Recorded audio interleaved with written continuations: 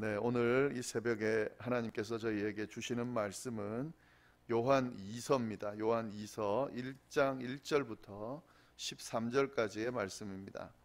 요한 2서 1절부터 13절까지의 말씀, 요한 2서 전체를 제가 봉독하도록 하겠습니다. 제가 받들어 봉독합니다. 장로인 나는 택하심을 받은 부녀와 그의 자녀들에게 편지하노니, 내가 참으로 사랑하는 자요 나뿐 아니라 진리를 아는 모든 자도 그리하는 것은 우리 안에 거하여 영원히 우리와 함께할 진리로 말미암음이로다. 은혜와 긍휼과 평강의 하나님 아버지와 아버지의 아들 예수 그리스도께로부터 진리와 사랑 가운데서 우리와 함께 있으리라. 너희 자녀들 중에 우리가 아버지께 받은 계명대로 진리를 행하는 자를 내가 보니 심히 기뻐하도다. 부녀여, 내가 이제 내게 구하노니 서로 사랑하자. 이는 새 계명같이 내게 쓰는 것이 아니요 처음부터 우리가 가진 것이라.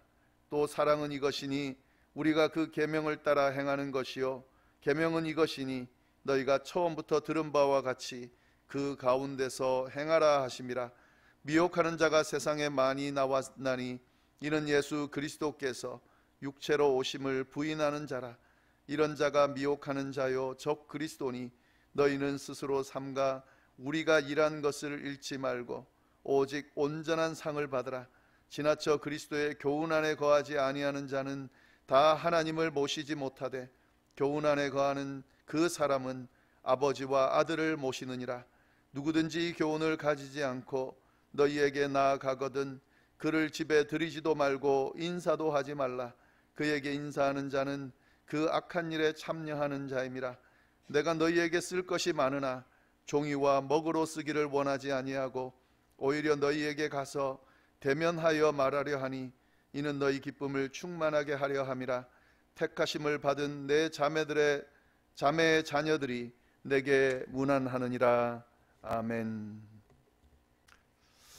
네, 저희가 지금 지난 4일 동안 이제 우리 말씀 나누면서 요한 1서 말씀을 가지고요, 하나님과의 친밀한 사귐을 위해 알아야 하는 내용들을 쭉 살펴봤습니다.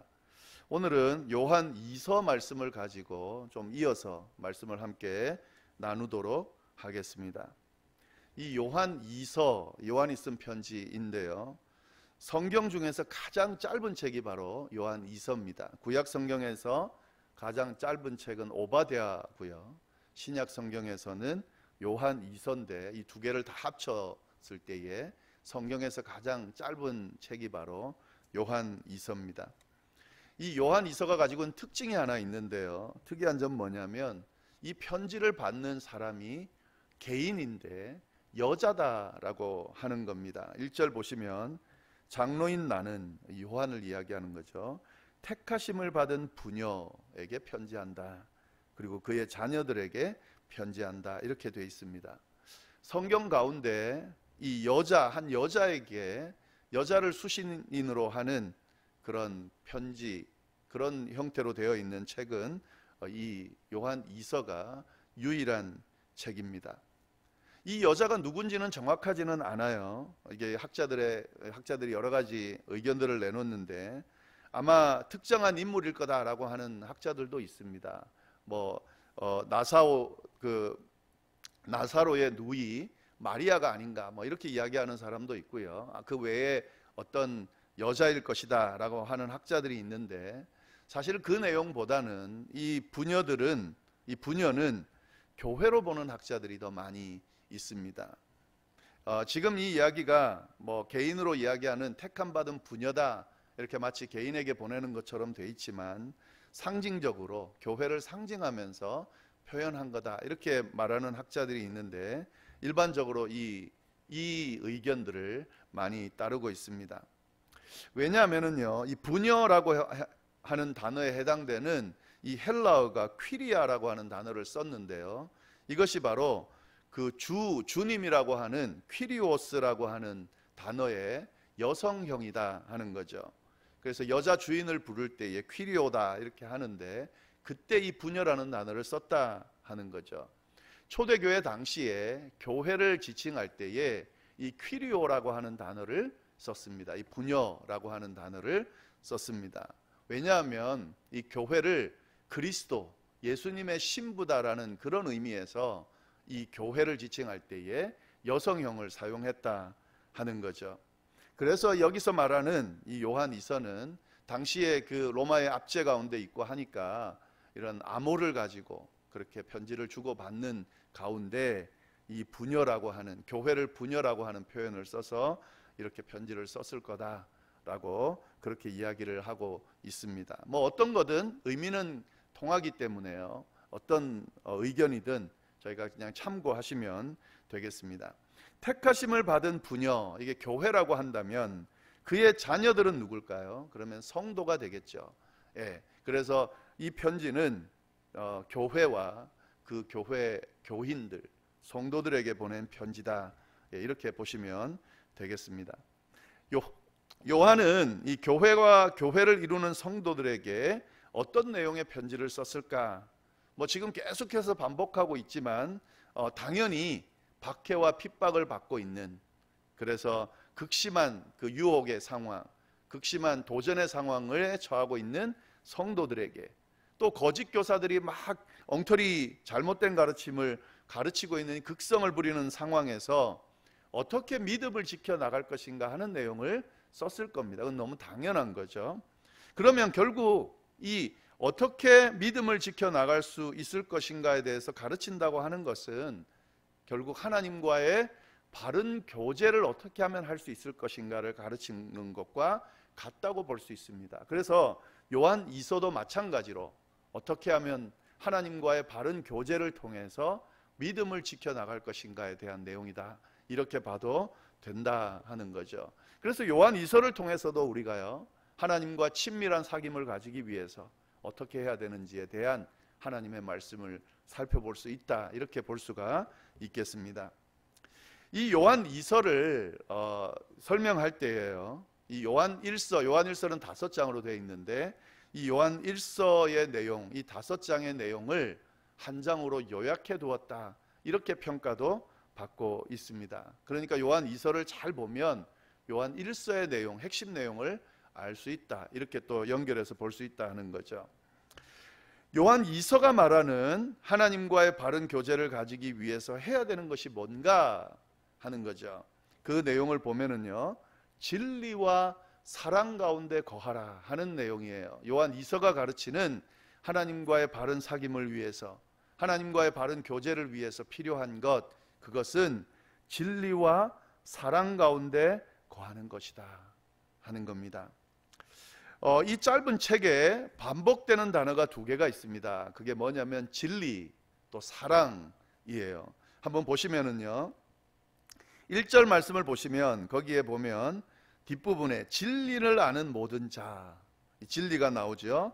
2절에도 보시면 진리로 말미암음이로다, 이렇게 되어 있고요. 3절에도 보면 진리와 사랑 가운데서, 이렇게 되어 있고, 4절에 보면은 진리를 행하는 자를, 한 절 한 절마다 진리라는 이야기를 넣어놨다 하는 거죠. 그건 이 진리라고 하는 부분이 이 요한 2서 안에서 아주 중요하다는 것을 알 수 있겠죠. 13절밖에 안 되는데 4번이나 4절에다가 이 진리를 쓴다고 하는 것은, 이 진리라고 하는 것이 이 요한 2서의 핵심 단어라는 것을 알 수가 있습니다. 그리고 또 많이 반복되는 단어가 사랑입니다. 3절에 보면 진리와 사랑 가운데 사랑이 나오죠. 5절 보면은 서로 사랑하자 하는 내용이 나오고, 6절 보면은 사랑은 이것이니, 이렇게 되어 있습니다. 그러니까 진리, 사랑, 이 2 단어가 요한 2서의 핵심 단어라는 것을 알 수 있습니다. 이 2 단어가 왜 강조되어 있냐면 하나님과의 바른 만남, 교제를 가지기 위해서 필요하기 때문에 이 2 단어를 사용한 겁니다. 하나님과의 친밀한 교제를 가지고 싶으냐? 그러면 진리 안에 거하라, 사랑 가운데 거하라 하는 그런 이야기인 겁니다. 하나님과의 바른 교제를 통해서 믿음을 잘 지키기를 원하냐? 그러면 진리 가운데 거해라, 사랑 안에 거해라 하는 거죠. 그러면 이 2가지를 좀 보도록 하겠습니다. 진리 가운데 거하라, 하나님과의 바른 교제를 가지는 방법인데 진리가 뭐냐 하는 거죠. 4절 말씀에 보면은 진리가 뭔지를 확실하게 구체적으로 이야기하고 있습니다. 너희 자녀들 중에 우리가 아버지께 받은 계명대로 진리를 행하는 자를 내가 보니 심히 기뻐한다. 진리가 여기서 지금 요한이 말하는 진리가 뭐냐면 아버지께 받은 계명입니다. 다시 말씀드리면 하나님의 말씀이다 하는 거죠. 그러니까 진리 가운데로 행하라 하는 것은, 진리 안에서 행하라는 것은 하나님의 말씀 가운데 행하라 하는 그런 의미가 되는 겁니다. 우리가 너무 잘 알고 있는 내용인데요, 하나님과의 친밀한 교제를 나누기 위해서 꼭 필요한 부분, 아주 중요한 부분은 뭐냐면 하나님의 말씀 안에서 거하라, 하나님의 계명 가운데 거해라 하는 거죠. 요한은 아까 4절 읽은 말씀에서 하나님께 받은 계명대로 진리를 행하는 이 택함 받은 부녀를 보니까, 그 자녀들을 보니까 마음이 심히 기쁘다 이렇게 지금 표현하고 있습니다. 너희가 하나님께 받은 계명대로 행하고 있는 것을 보니 내가 지금 심히 기쁘다. 이 요한의 마음은 결국 하나님의 마음입니다. 하나님의 마음이 이런 거예요.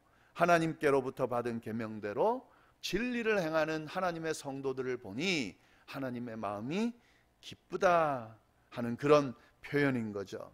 여러분 꼭 기억하시기를 바랍니다. 올 한 해 하나님과의 친밀한 사귐을 가지고 싶다 결심하시고 내가 가져야 되겠다, 꼭 그렇게 해야겠다라고 생각하는 분이라면 무엇보다 하나님께서 주신 계명, 하나님의 말씀, 그 말씀을 말씀대로 따라 행해야 된다 하는 거죠.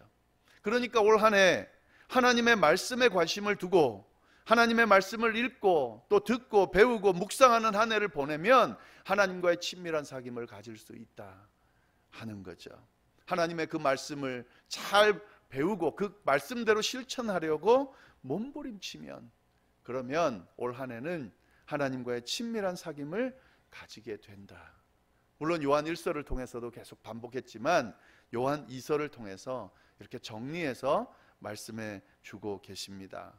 하나님의 말씀에 관심을 가지고 그 하나님의 말씀을 깊이 묵상하고 배우고 읽고 또 그렇게 나누면서 하나님의 말씀대로 행하는 한 해가 될 때 하나님과의 친밀한 사귐을 가진다 하는 거죠. 그러면 하나님의 계명을 따른다는 의미가 뭘까? 그 다음에 그래서 사랑이라는 단어가 나온 겁니다. 5절에 보면은요, 이 계명이 무엇인지, 하나님의 말씀인데 정확하게 무엇을 의미하는지가 나옵니다. 5절 말씀에 이렇게 되어 있습니다. 부녀여, 내가 이제 내게 구하노니 서로 사랑하자. 이는 새 계명같이 내게 쓰는 것이 아니라 처음부터 우리가 가진 것이다. 하나님의 계명 안에 거하라라고 하는 말이 갖고 있는 의미가 뭐냐면 서로 사랑하는 거다. 그리고 이 계명은 새롭게 내가 주는 것이 아니라 이미 너희가 갖고 있는 거다 라고 이야기하고 있습니다. 이 사람들, 이 교회가 갖고 있다는 말은 뭐냐면 이미 예수님을 통해 이 계명이 주어졌다 하는 거죠. 예수님이 주신 새 계명이 뭡니까?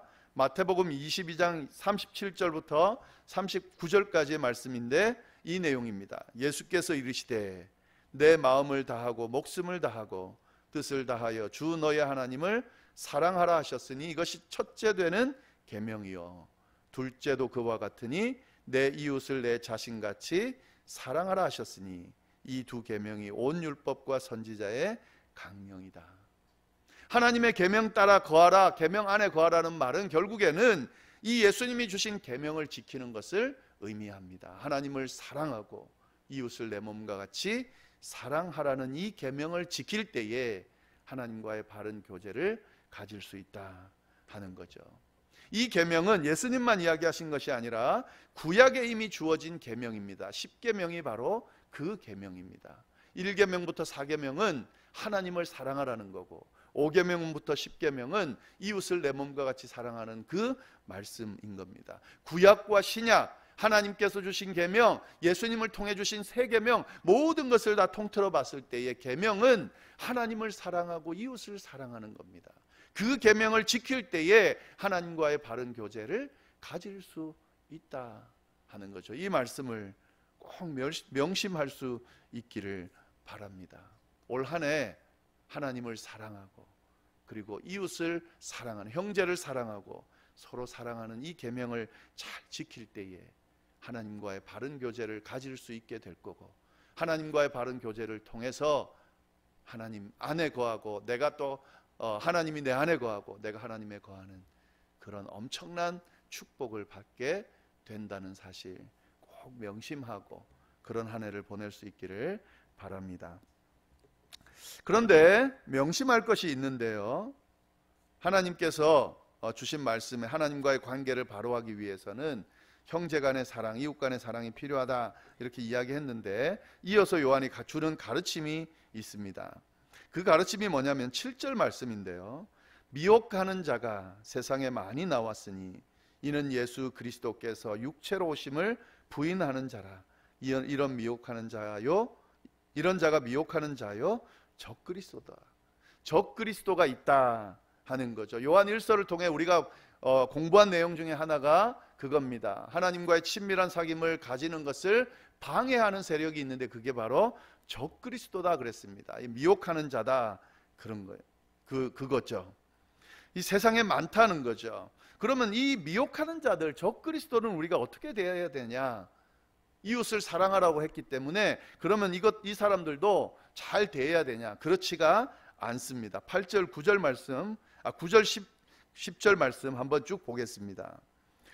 지나쳐 그리스도의 교훈 안에 거하지 아니하는 자는 다 하나님을 모시지 못하되 교훈 안에 거하는 그 사람은 아버지와 아들을 모시느니라. 그러면서요, 누구든지 이 교훈을 가지지 않고 너희에게 나아가거든 그를 집에 들이지도 말고 인사도 하지 말아라.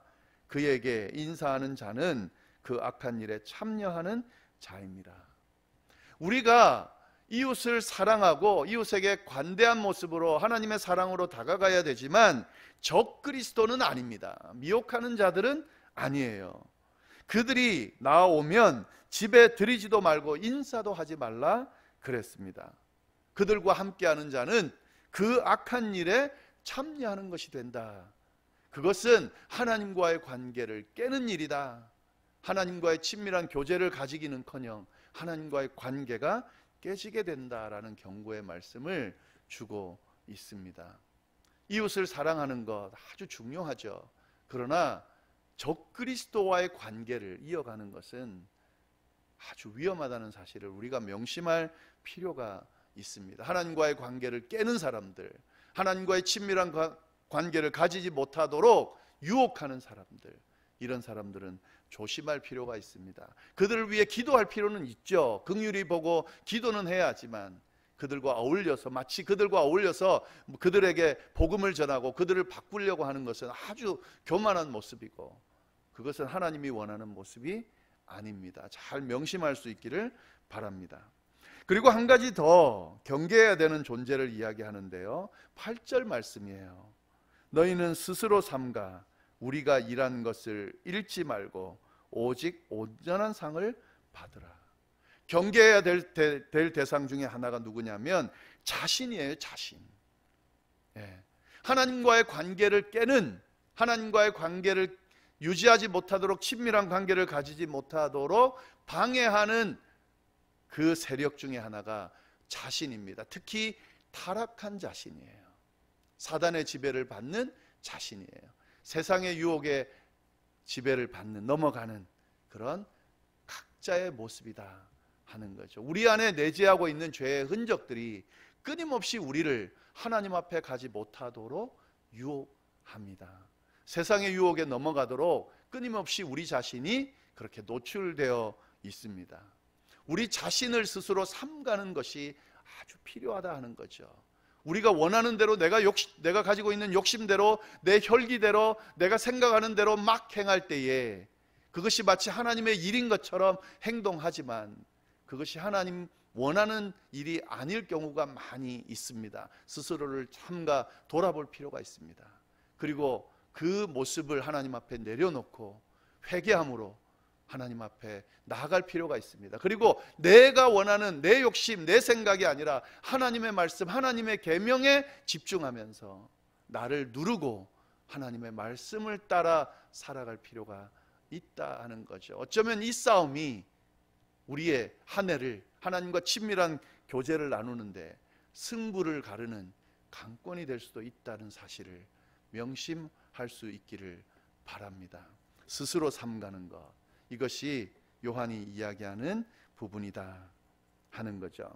정리해서 말씀을 드리면 하나님과의 친밀한 사귐을 위해서 진리 안에 행하고 사랑 안에 행하는 것이 필요하다. 진리는 하나님의 말씀이다. 계명이다. 그 계명은 하나님을 사랑하고 이웃을 사랑하는 거다. 하나님을 사랑하고 이웃을 사랑하는 삶을 한 해 동안 열심히 살아가면 하나님과의 친밀한 사귐을 가질 수 있다. 하나님과의 친밀한 사귐을 가질 때에 하나님께서 허락하시는 그런 축복을 받을 수 있다. 올 한 해를 승리할 수 있다 하는 말씀이 이 안에 있습니다. 그리고 적그리스도 미혹하는 자들의 이 방해에 항상 예민하게 반응하면서 경계할 필요가 있다. 그리고 자신, 세상에 노출되고 유혹에 끊임없이 넘어지는 스스로를 돌아보면서 내 자신의 모습이 아니라 하나님의 말씀을 기준으로 그렇게 나를 치고 그렇게 하나님의 뜻을 따르도록 이끌 필요가 있다. 그것이 하나님과의 바른 사귐을 위해서 아주 중요하다는 내용, 이 내용을 잘 정리해서 기억할 수 있기를 바랍니다.